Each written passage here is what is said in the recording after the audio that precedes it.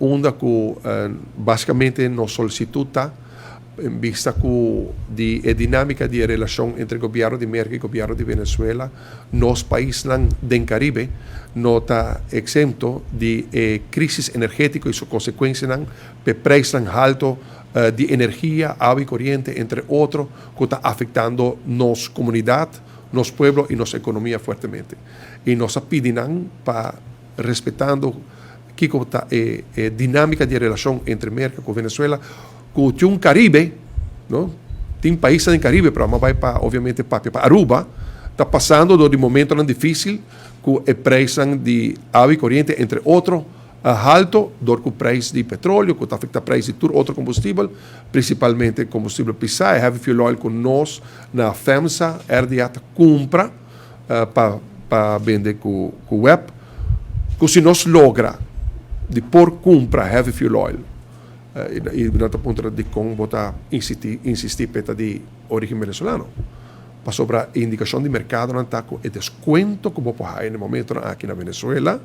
tá assim na grande, mais grande desconto tá, mais rápido você baixar preço de água corriente. Obviamente não está scanning o mercado para outro tem possibilidade que nós por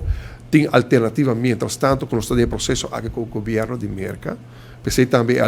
alternativa de Equador, está arriba mesmo, e diz que me lo bem ribesei também. E me quero dizer que está dienang de reunião oficial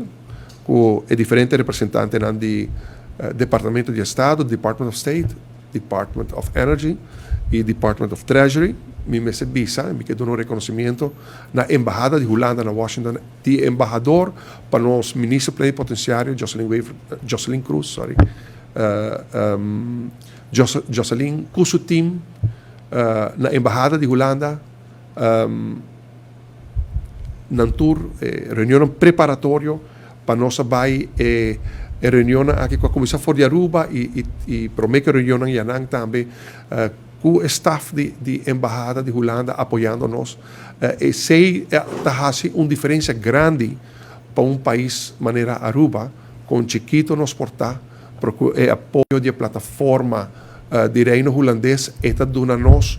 uma força, uma oportunidade para nos ouvido, nos solicitude haya ouvido. E me está agradecido que me está sentindo que o governo americano, na primeiro lugar, tem ouvido para clamor aqui, solicitud aqui do governo de Aruba,